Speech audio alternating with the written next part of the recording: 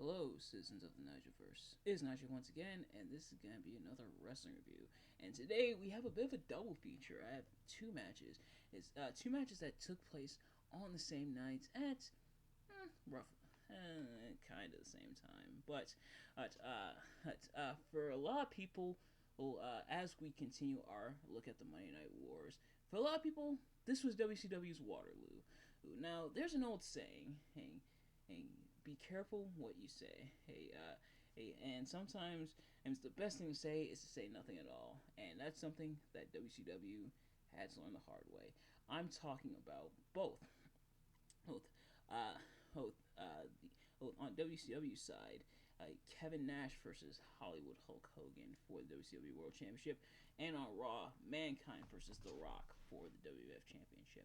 Now, as always, I'm not professional wrestling reviewer analyst. This is a man who enjoys a good time, and I had a okay time with one of these at least. The other one, not even that. But without further ado, let's get right into it and explaining the story here. So, if you've seen this reviews before, you kind of know how this works. If you haven't, I'm going to be talking about what I liked and disliked about, I guess, the match is because it's kind of 2-in-1.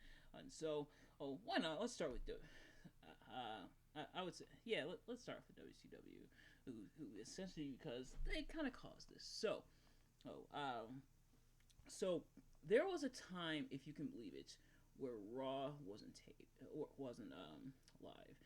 Nowadays, Raw is live. With some exceptions, of course. But back then, Raw was taped. It was taped, I believe, a week or two in advance, and so because of that, WCW would often give away the finishes for different like Raws and stuff, like some of the matches on Raw. But this one, they flew a little too close to the sun because Tony Schiavone, famously on air, gave away that Mankind was slated to win the WWF Championship. If it said, that'll put some butts in the seats. I don't know about put butts in the seats, but put butts on WWF's TV, because allegedly several thousand people switched off from Nitro to Raw to see Mankind winning the WWF Championship. So I guess on that merit, let's start with WWF. So Mankind battled The Rock for the WWF Championship. Now this was around the time where Mankind and The Rock were or I should say where The Rock had the full a full clothes and everything, like the shirt and the pants and workout gear as WWE 13, which focused on the Attitude Era. The WWE 13 video game, I should say. I used to play that all the time back then, but this was the workout gear. Or now the reason The Rock wore that gear is because he had to have breast reduction surgery due to contracting gynecomastia. So he had to have breast reduction surgery, and to hide the scars while he healed up, he wore the shirt, and the pants and everything. Because gynecomastia is enlargement of the breast tissue. But nevertheless, but also this was around the time of the Rock and Mankind's feud that started in 1998 and now carried over into 1999, and they were battling for the WWF Championship here. So what I liked about this match is the action was pretty decent, I would say, for the most part. But was it the greatest thing ever? No, but there was some entertaining moments, such as The Rock jumping on commentary. I'm surprised he didn't do that for his match with Cody.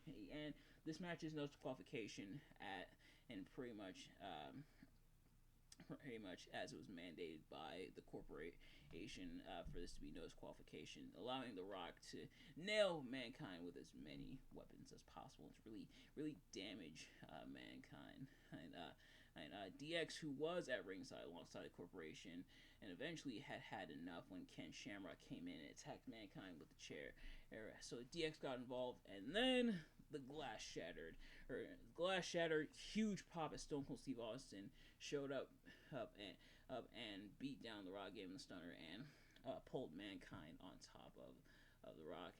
And Stone Cold actually also hit The Rock in the head with the chair.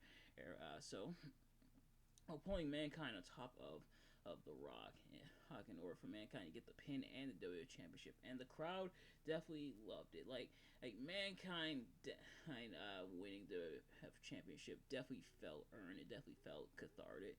It would kind of be undone on later on, and we'll get to that. But Mankind winning here kind of was a big deal, and a lot of people were happy. A lot of people were excited. He's celebrating with DX and everything, and as Austin kind of watches on and the corporation also watches on, but they watch on obviously in dismay that their plan and their corporate champion has gone up in smoke. Well, that's what I didn't quite like about the match. Nothing too spectacular, which I guess makes sense. Hence, it's not like it's a pay-per-view main event; it's a Raw main event, and so they're not gonna put as much like that super big oomph into it. But the match was pretty decent for the most part. Or not their best encounter, I think their rematch at the Royal Rumble 1999, the I Quit match, was obviously much better, but still a very awesome moment. But still a really awesome moment for Mankind to win.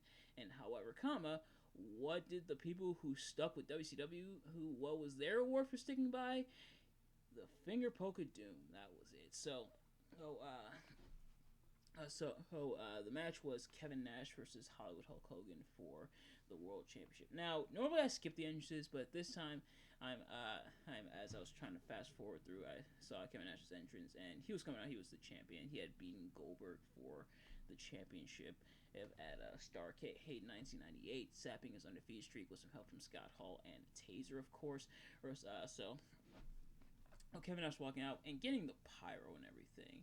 And I guess I'll start what I disliked. They did all the entrances. They hyped this all up, all this big pomp with like the entrances, the Michael Buffer treatment, and the pyro and stuff, and the commentary talking about how we're live and this is what WCW is all about. This definitely was what WCW was all about at the time. So Tony Schiavone definitely wasn't wrong there, but all the pomp, all the hype to put into it, saying we're gonna stick with this match as long as it goes, even if it goes all night. Kind of what they do like with like AEW now, where when they go over their time, they're like, we're gonna stick with this match until it ends. But they did all that when they knew that this wasn't gonna be a proper match. Actually, literally, all this match was one shove by Kevin Nash, and then Hogan comes up, pokes him in the chest, and Kevin Nash falls over, and Hogan pins him and pretty much unites NWO Black and White with NWO Wolfpack. Actually, now the NWO is back under one roof.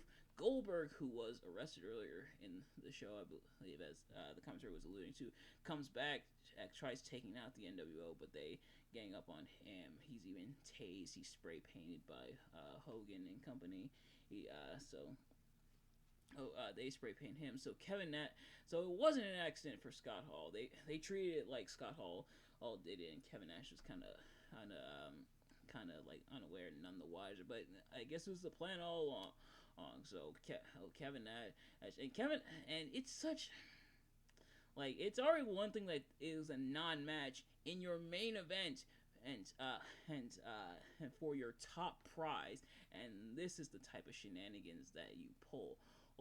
But then Kevin Nash kind of looks like a dolt as well, because he just handed the belt over to Hogan, and Kevin Nash like, the World Championship, the top prize in the company. I don't want this. Here, Hogan, you have it. Like, why? Just why? Like, what was the point of any of this? Surely, if you want to give it's the NWO Black and White NWO Wolfpack back together, which they shouldn't have. But if you really wanted to do this, you're telling me there wasn't a better way to do it. Like instead of whatever on earth this was, it was dumb.